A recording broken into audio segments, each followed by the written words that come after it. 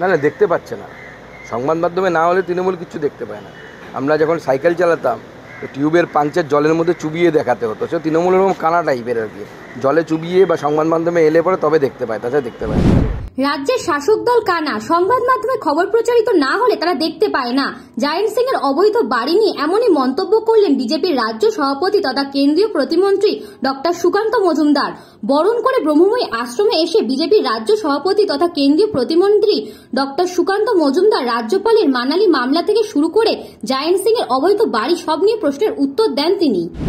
ওই জয়েন্ট সিং বাঁচাও অভিযান শুরু হবে এখন। জয়েন্ট সিংকে কীভাবে বাঁচানো যায় দেখুন। সব জায়গায় এই ধরনের তৃণমূল কংগ্রেসের হারমাদরা প্রমোটারদেরকে ধমকে চমকে স্কোয়ার ফিট কিছু পয়সা তুলছে, নতুন কিছু নয়, বহু আগে থেকে তুলছে, ওপেন সিক্রেট। প্রত্যেকটি কাউন্সিলর এই করে, তো উপপ্রধান কী করবে, ভাইস চেয়ারম্যান কী করবে, সেও পয়সার ভাগ পায় না। তো পয়সার ভাগটা একদম নিচ থেকে উপরে অবধি চেন রিয়াকশানে চলছে। না না, দেখতে পাচ্ছে না। সংবাদ মাধ্যমে না হলে তৃণমূল কিছু দেখতে পায় না।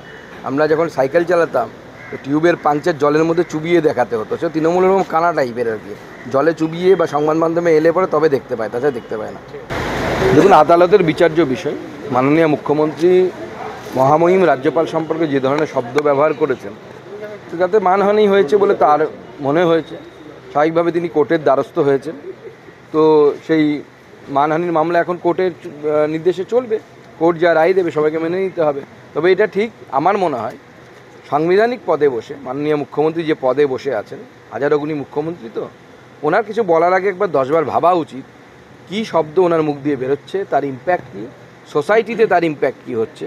কারণ ওনাকে গোটা পশ্চিমবঙ্গের মানুষ দেখেন যে আমাদের মুখ্যমন্ত্রী, তো স্বাভাবিকভাবে নতুন নতুন ছেলেমেয়েরা যারা স্কুল কলেজে পড়ছে তারা কি শিখছেন তাকে দেখে সেই বিষয়ে তার মাথায় রাখা উচিত। মানে এর আগেও তো আমরা দেখেছি কুচবিহারে যারা অপরাধী তাদের বিরুদ্ধে লড়তে গিয়ে একজন অ্যাডভোকেটকে হেনস্থার শিকার হতে হয়েছিল কোর্টের মধ্যে। তৃণমূলপন্থী অ্যাডভোকেটরা তাদেরকে হেনস্থা করেছিল। যদি একজন অ্যাডভোকেট আদালত চত্বরে যদি হেনস্থা হয়, তাহলে সাধারণ মানুষ যারা সাধারণ সাক্ষী তাদের অবস্থাকে আমরা সহজে অনুমান করতে পারি। তো সেই জন্য সিবিআই দাবি করেছে বা আর্জি করেছে যে অন্য জায়গায় স্থানান্তরিত করার জন্য। দেখুন, পেট্রোল ডিজেলের দাম মোদিজির সরকার এর আগে লিটার পিছু 5 এবং 10 টাকা কমিয়েছিলেন এবং অনেক রাজ্যকে অনুরোধ করেছিলেন যে আপনারাও কমান। এবং আমাদের মাননীয় প্রধানমন্ত্রীর এই আহ্বানে সাড়া দিয়ে অনেকগুলি রাজ্য দাম কমিয়েছিল এবং তার মধ্যে কংগ্রেস শাসিত রাজ্যও ছিল। আমাদের মুখ্যমন্ত্রী দাম তো কমালেনই না, বরঞ্চ ভোটের পর লোকসভা ভোটে বেশি সিট পাওয়া হয়ে গেছে, 1 টাকা করে দাম বাড়িয়ে দিলেন। পেট্রোল পণ্যের উপর 1 টাকা করে সেস বাড়িয়ে দিলেন। কোনো ফলই পাওয়া যাবে না, কারণ এই যে মাঝখানে যারা মধ্যসত্ত্বা ভোগী আছে, অর্থাৎ যাদেরকে ফোড়ে বলে বাংলায়, সেই ফোড়েরা সমস্ত লাভের গুড়টা খেয়ে চলে যাচ্ছে। আর ভালো করে খোঁজ নিন এই ফোড়ে কারা। প্রত্যেকটি জায়গায় তৃণমূল পার্টি অফিসে বসে থাকা হাত কাটা লালু, ভুলু, কান কাটা অমুক, তারা হচ্ছে ফোড়ে। তো তারা লাভ নিচ্ছে। মুখ্যমন্ত্রী কী করবে, আর টাস্কফোর্সই কী কাজ করবে? সবার আগে তো উচিত টাস্কফোর্সের মুখ্যমন্ত্রীকে বলা যে আপনি আগে পেট্রোল পণ্যের উপর থেকে ট্যাক্সটা কমান। দেখুন, আমি যে বিষয়টি বলেছি আমি আবার বলছি, কিন্তু বুঝতে হবে ঠিক করে আমার যে বক্তব্য। আমি বলেছি শুধুই এদের উপর ভরসা করে যেতে যাবে না। কেউ যদি ভাবে, স্বাভাবিক না, সংগঠন যে ইডি সিবিআই যাদেরকে অ্যারেস্ট করে তাদেরকে তো করবে ইডি সিবিআই, আগামী দিনেও করবে, এখনও করেছে, আগামী দিনেও করবে। যারা চুরি করে তারা অ্যারেস্ট হবে। কিন্তু সেটা আমরা যদি ভরসা করে বসে থাকি যে অ্যারেস্ট হয়ে গেলে আমরা তার ভরসায় জিতবো, সেটা সম্ভব নয়। আমাদেরকে সংগঠনকে শক্তিশালী করে সংগঠনের শক্তিতে লড়তে হবে। দেখুন, আমি জানি না তৃণমূলের কোন একজন ব্লক সভাপতি না কে দিয়েছে, নিশ্চয়ই দেখুন মূর্খ, পড়াশুনো করে না, সেই জন্য বলেছে। ওনাকে বলুন বা ওনাকে বুঝিয়ে বলুন যে টাকাটা লক্ষ্মীর ভাণ্ডারে দেওয়া হয়, এটা জনগণের ট্যাক্সের টাকা, মমতা বন্দ্যোপাধ্যায় বা ওনার পৈতৃক সম্পত্তি নয়।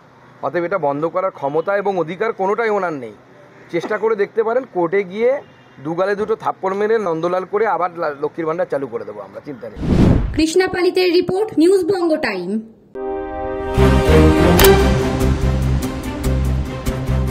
फास्ट मूविंग वर्ल्ड में वही आगे है जिसके पास है स्पीड, जैसे मेघबाला ब्रॉडबैंड। सही स्पीड, सही पहचान। सो अगर कांस्टेंट फास्ट स्पीड चाहिए तो ले आइए मेक बाला ब्रॉडबैंड। আস্থা পলিক্লিনিক ও ডায়াগনস্টিক সেন্টার, এক ছাদের তলায় বিশিষ্ট চিকিৎসকদের চিকিৎসা পরিষেবা পেতে আজই আসুন আস্থা পলিক্লিনিক ও ডায়াগনস্টিক সেন্টারে। এখানে সব রকম রক্ত, মল, মূত্র ও কফ পরীক্ষা এবং ECG, easy, EMG, NCD, PFT 24 ঘন্টা হল্টার মনিটরিং ও ফিজিওথেরাপি অতি সুলভে করা হয়। আমাদের ঠিকানা নোনা চন্দনপুকুর, চ্যাটার্জিপাড়া। আমাদের যোগাযোগ নম্বর 7003758330। New Shatarupa, one stop solution for your smart choice. এখানে সকল প্রকার ব্র্যান্ডেড কোম্পানির TV, fridge, mobile, computer, laptop, sound system এবং মোবাইল ও কম্পিউটার অ্যাক্সেসরিজ সঠিক মূল্যে বিক্রয় করা হয়। প্রতিটি কেনাকাটায় আকর্ষণীয় ছাড় এবং নিশ্চিত উপহার। ঠিকানা ইন্দ্রলোক, সোদপুর, কলকাতা 110 এবং Muragachha, Sodepur, Kolkata 111। Animesh Suzuki, BT road, Agarpara. Motorcycle মানে সুজুকি। মোটরসাইকেল সেল এবং সার্ভিস করানো হয় অত্যাধুনিক যন্ত্রের মাধ্যমে। এখানে অত্যাধুনিক মডেলের বিভিন্ন গাড়ি পাওয়া যায়। পাবেন Suzuki Hayabusa, Suzuki Gixxer, Suzuki Bergman, Suzuki access 125 এবং সাথে সার্ভিস সেন্টারের সমস্ত সুবিধা। আমাদের শাখা আগরপাড়া, ব্যারাকপুর ভিআইপি তে। সকলকে সাদর আমন্ত্রণ। ওম সাই ব্যাংকুয়েট অ্যান্ড গেস্ট হাউস। আপনার পরিবারের যে কোনো সামাজিক অনুষ্ঠানের জন্য আসুন ওম সাই ব্যাংকুয়েট অ্যান্ড গেস্ট হাউসে। এই অঞ্চলের সবচেয়ে বড় সেরা ব্যাংকুয়েট। সিজন টাইমের ভিড় এড়াতে এখনই বুকিং করুন। আমাদের ঠিকানা ডাক্তার গোপাল চ্যাটার্জি রোড, সোদপুর, গির্জা। আমাদের যোগাযোগ নম্বর 9051714263।